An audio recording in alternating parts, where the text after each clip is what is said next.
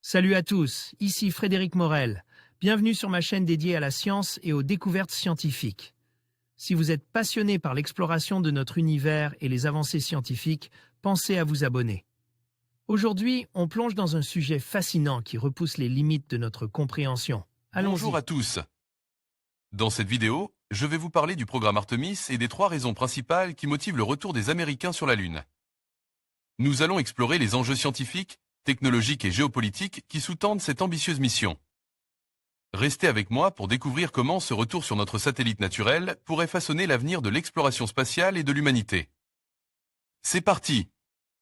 Alors que la mission Artemis y suit son cours avec Orion, qui vient de battre le record de distance à la Terre d'un véhicule spatial. Habitable, intéressons-nous aux principaux intérêts qui justifient le retour des Américains sur la Lune. À la question de savoir à quoi sert le programme Artemis de retour sur la Lune, 3 réponses peuvent être apportées et résumées en quelques mots. Techniquement, son intérêt est de préparer une première mission habitée à destination de Mars.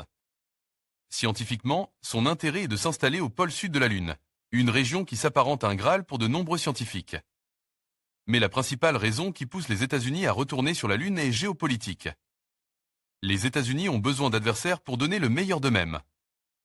Raison géopolitique, car les Chinois ont fait de leur installation sur la Lune un objectif et les Américains ne veulent absolument pas la laisser à la Chine, tient à nous préciser Didier Schmidt, expert de l'exploration humaine et robotique à l'ESA. Cela dit, il ne faut pas comparer l'ère des Apollo et celle d'Artemis. Ces 2 courses à la Lune ne sont évidemment pas dictées par les mêmes enjeux idéologiques et de suprématie du début des années 1960. Quand les Soviétiques triomphaient dans la conquête spatiale en réalisant de nombreuses premières, c'est donc de nouveaux dents. Un contexte de très forte rivalité que s'amorce le retour des États-Unis sur la Lune pour cette fois y rester cette fois-ci, là. Chine est l'adversaire désigné, terme que nous préférons à « ennemi », bien que certains responsables américains désignent la Chine comme telle. Certes, la Chine est loin d'avoir la puissance spatiale des États-Unis, au budget supérieur, mais depuis peu, elle a acquis une posture de parité dans de nombreux domaines qui inquiètent les Américains. Et ces derniers ont besoin d'un adversaire pour donner le meilleur d'eux-mêmes.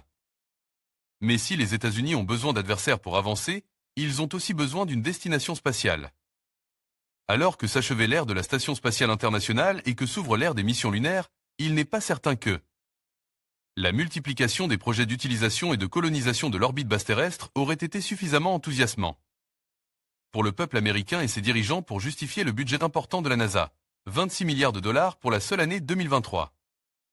Avec le retour sur la Lune et Mars en point de mire, la Maison-Blanche a 2 destinations qui peuvent fédérer un pays en mal d'objectifs spatiaux.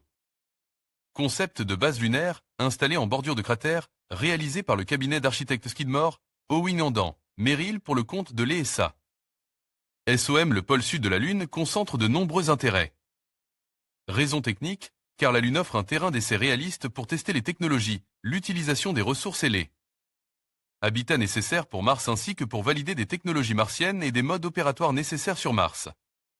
Dans ce contexte, et afin de vérifier que les synergies attendues entre l'exploration humaine de la Lune et de Mars seront suffisantes pour aller sur Mars, un groupe de travail s'est constitué à l'initiative d'Explore Mars, INC, et de The American Astronautical Society. Comme nous le rappelle Didier Schmidt, la nouvelle initiative de la NASA et Moon de Mars y en dit long sur la trajectoire annoncée et dans les points communs d'architecture des systèmes à venir. Concrètement, la NASA vise ainsi 30 jours de séjour lunaire avec un rover pressurise à long rayon d'action, un schéma qui sera identique sur Mars. Raison scientifique, car en s'installant au pôle sud de la Lune, la NASA fait d'une pierre deux coups. D'un point de vue opérationnel, l'installation d'une base permanente s'en trouve facilitée parce qu'il y a peu de variations de température. Et que l'on y trouve à la fois de l'énergie et les ressources nécessaires à son fonctionnement. L'énergie sera produite à partir des pics de lumière quasi permanents, généralement situés sur des crêtes, des pics et des rebords éclairés par le soleil en permanence pendant plus ou moins 200 jours lunaires consécutifs. Néanmoins, la NASA étudiait sérieusement la possibilité d'utiliser un mini-réacteur nucléaire car l'énergie solaire ne sera pas certainement pas suffisante pour maintenir une base en activité. Quant aux ressources, le pôle sud possède plus des 2/3 des régions lunaires les plus sombres et les plus froides jamais éclairées par la lumière du soleil. C'est là que se trouvent de vastes quantités de glace d'eau à partir de laquelle la NASA semble convaincue de pouvoir en extraire de l'hydrogène et de l'oxygène. Mais rien n'est moins sûr, pour Didier Schmidt, perplexe sur le sujet.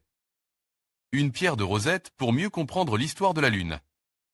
C'est au pôle sud que se trouve le bassin Paul Sudetken, l'un des plus grands cratères d'impact connus dans le système solaire.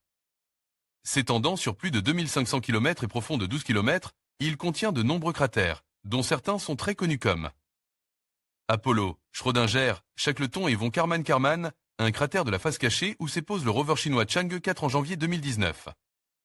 Le bassin Paul Sudetken contient la plupart des indices nécessaires à la compréhension de l'histoire de la Lune, de sa formation. Avec la Terre à ce qu'elle est devenue aujourd'hui, ce grand bassin a la particularité d'être topographiquement à la fois de composition distincte du reste de la Lune, tout en étant potentiellement la plus ancienne structure identifiable à sa surface. Il est peut-être la structure géologique la plus intéressante à étudier car, à lui seul, il contient la plupart des indices nécessaires à la compréhension de l'histoire de la Lune, de sa formation avec la Terre à ce qu'elle est devenue aujourd'hui. Ces planchers sombres et glaces renferment de nombreux fossiles des hydrogène, de glace d'eau et d'autres éléments volatiles datant du début du système solaire. L'Eldorado utopique d'une exploitation commerciale de la Lune. Quant à l'exploitation commerciale des ressources lunaires, ceux qui pensent que le programme Artemis pourrait donner le coup d'envoi à cette industrie risquent d'être déçus.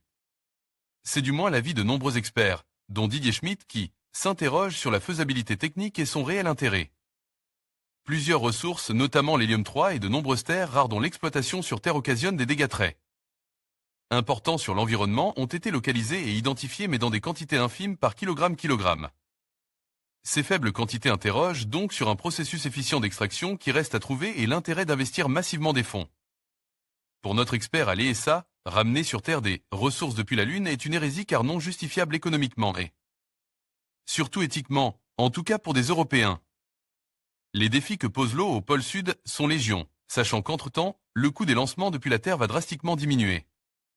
On peut citer comme difficulté l'extraction de la glace à au moins -150 degrés, sa liquéfaction, purification, électrolyse. Électrolyse en oxygène et hydrogène puis, le stockage et enfin son utilisation pour redécoller ou son envoi en orbite lunaire. Comme carburant pour aller vers Mars. À suivre. En conclusion, le programme Artemis marque une étape cruciale dans le retour des Américains sur la Lune, soutenu par 3 raisons principales. Premièrement, l'exploration scientifique nous permettra de mieux comprendre notre satellite naturel et son histoire. Deuxièmement, la Lune servira de tremplin pour des missions plus ambitieuses, notamment vers Mars. Enfin, le développement de technologies innovantes favorisera la coopération internationale et stimulera l'économie spatiale. Le retour sur la Lune n'est pas seulement une question de conquête, mais un véritable projet d'avenir pour l'humanité.